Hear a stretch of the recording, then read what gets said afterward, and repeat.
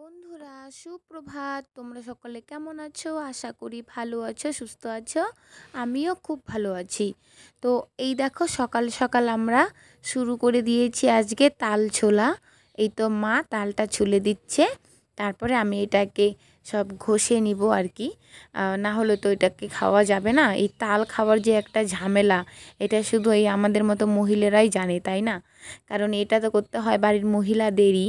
কি আর বলবো, এতই পরিমাণে ঝামেলা হয়। এই ঝামেলার জন্য না খেতেই ইচ্ছে করে না, কিন্তু কি করার, বছরের জিনিস, এ তো না খেলেও একটা আফসোস থেকে যায়। সেজন্য ভাইকে বলেছিলাম তাল নিয়ে আসার জন্য, তো তাল নিয়ে এসেছে। তো আমরা এখন খাবো বলে আর কি আজকে কাজে লেগে পড়েছি। এনেছে দুদিন আগেই, কিন্তু কাজের চাপে করা হয়নি। এটার জন্য তো এক্সট্রা একটা সময়ের দরকার। তো সেই সময়টা না থাকলে আর কী করে হয় বলো? এই কদিন তো বাড়িতে একটু পুজো গেল, তারপরে আবার এমনিতে অন্য কাজকর্ম ছিল, যার জন্য একটুকু সময় পাইনি। আর সেই জন্যে মা হচ্ছে আজকে সকালবেলায় উঠে দেখছি তাল ছুলতে বসে পড়েছে। তো মা বলছে আজকে এটাকে বানিয়ে নিব। 2-3 দিন হয়ে গেল এসে, বাড়িতে বানানোই হচ্ছে না। তো আমি বললাম যে ঠিক আছে, ভালোই হলো। কার না ভালো লাগে বলো তাল খেতে? আমার তো খুবই ভালো লাগে। তোমাদের কেমন লাগে আমাকে কমেন্ট করে জানিও। আর এই যে দেখো, আমি বসে গেছি এই গামলাটাতে, এই তালটাকে ঘষে নিয়েছি। তারপরে এই যে দেখো, রুটি আর তাল জাল দিয়ে নিয়েছি। আমি তালটা জাল করলাম, আর মা হচ্ছে রান্নাঘরে রুটি করে নিয়ে আসলো। তো এই যে মা, আমি, বদ্দি সবাই মিলে খেতে বসে গেছি তাল আর রুটি। কারণ কি আজকে সকালবেলার ভাত করিনি, এগুলো খেয়ে নিব। আর ভাই তো বাড়িতে নেই, আর অর্পিতাও বাড়িতে নেই, ও বাবার বাড়িতে গেছে। তো যাই হোক, আমরাই বাড়িতে 3জন সদস্য বর্তমানে। তো 3জন খেতে আমরা বসে পড়েছি। তো দেখো, আমার বদ্দি টুপটাপ করে কথা বলেই যাচ্ছে, আর এই যে আমাকে এটা বলছে সেটা বলছে। ওর কথা শুনে আমার নিজেরও হাসি পায়। তো কি করব, তবু ওর সাথে কথা বলতে হবেই, ছোট বাচ্চা। আর যদি কথার উত্তর না দেই, ও কি করে জানো, বলতেই থাকবে বলতেই থাকবে। করে খাওয়া দাওয়া হয়ে গেছে, সমস্ত বাসনপত্র ধুয়ে নিয়েছি। আর এখন চলে আসি রান্না করতে। ভাত তো নামিয়ে নিয়েছি, আর এদিকে আলুটা ছুলে নিচ্ছি।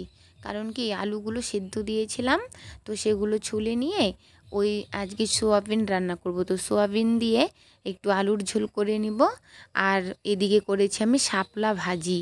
তো শাপলা তোমরা কে কে চেনো জানি না, আমরা তো ওগুলো শাপলাই বলি।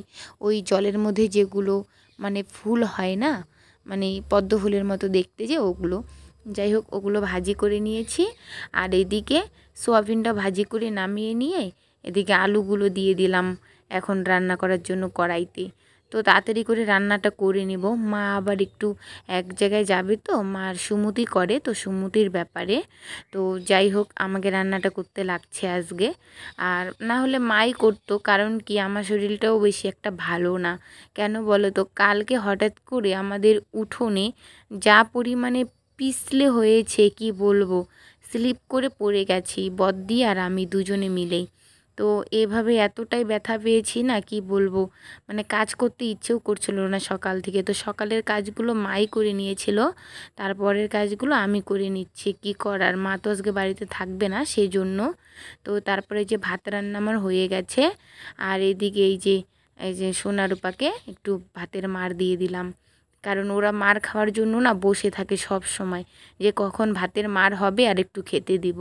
যতই ঘাস কেটে দেই, যতই ঘাস খাওয়াই, মানে জল তো একটা খেতে ইচ্ছে করেই বলো। সেই জন্য জল তো খায় না, জল দিই না, ওই ভাতের মারটা দিয়ে দিই। তার সঙ্গে একটু ভুট্টা বা আটা এই সমস্ত কিছু দিয়ে দিই, তাহলে ওদেরও একটু পেটে থাকে। আর তারপরে আমি চলে আসলাম ঘর ঝাড়ার জন্য। তো মা এখনও বাড়িতে আসেনি, বিকেল 3টা বেজে গেছে। তো আমি ভাবলাম যে না, আমি ঘর টর ঝেড়ে নিই, তারপরে আবার টিউশন আছে, আজকে টিউশন করাতে যাব। আর এই ধুলো ময়লার মধ্যে কাজ করে চান না করলে একদমই ভালো লাগে না। সেই জন্য ভাবছি আজকে ঘরটা ঝেড়ে নেব, তারপর উঠোন ঝাড়ু দিয়ে বাড়ির সমস্ত কাজ করে নেব। এই ধরো, গরুকে খেতে দিব, ছাগলকে খেতে দেব, এই সমস্ত কিছু করে নিয়ে তারপরে একদম স্নান করে চলে যাব টিউশনি। আর এই যে দেখো, রূপা কী করছে, এখানটা এসে বসে আছে, উঠছেই না। ঝাড়ু দিয়ে সরিয়ে নিয়ে যাচ্ছি, তবু উঠছে না। ও চোখ বন্ধ করে আরও শুয়ে থাকে, কি বলবো ও যা করে। আর এই যে এখন আবার উঠোন ঝাড়ছে, ওই যে আমার ঝাড়ুর সামনে, মানে ওর যেন আমার ঝাড়ুর সামনে না থাকলে হয়ই না এরকম। আর আমি যেখানে থাকবো ও শুধু সেখানটাই থেকে যাবে। কি বলবো বলো, পশু, কিন্তু পশু হলে কি হবে, বাড়ির এক একজন সদস্যর মতনই হয়ে গেছে ও, সোনা আর রূপাই দুজনেই। তো কি বলবো, বকা দেই তো কোনো কোনো সময় শোনে, আবার কোনো কোনো সময় শোনে না। তো যাই হোক, অনেকটাই শোনে আর কি আমাদের কথা। বাড়িতে থাকতে থাকতে একটু শিকারির মতনই হয়ে গেছে ওরাও। আর আমরা যেখানে থাকবো শুধু ওইখানে গিয়ে থাকবে, বারান্দায় বা বাইরে যেখানে থাকবো সেখানে গিয়ে গিয়ে থাকবে দাঁড়িয়ে। একা থাকতে হয়তো ভালো লাগে না। তো যাই হোক, তোমাদের সঙ্গে গল্প করতে করতে আমার উঠোন ঝাড়াটা হয়ে গেল। আর ওই যে দেখো সামনে কতগুলো কাঠ রেখেছে, ওই ইসের উপরে, উঠোনে ইট দিয়েছে নিচে, তার উপরে রেখে দিয়েছে যাতে বৃষ্টি আসলে ভিজে না যায়। এই জন্য প্লাস্টিক দিয়ে ঢেকে রেখেছে মা।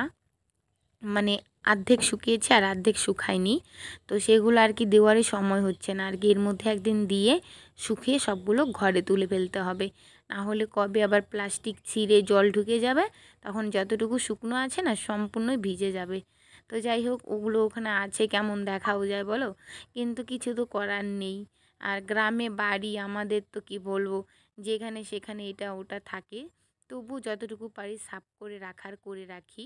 আর তারপরে দেখো চলে যাচ্ছি আমি টিউশন করাতে। আমার ভিডিওটি যদি ভালো লেগে থাকে তাহলে লাইক, শেয়ার, কমেন্ট করে দিও, পাশে থেকো।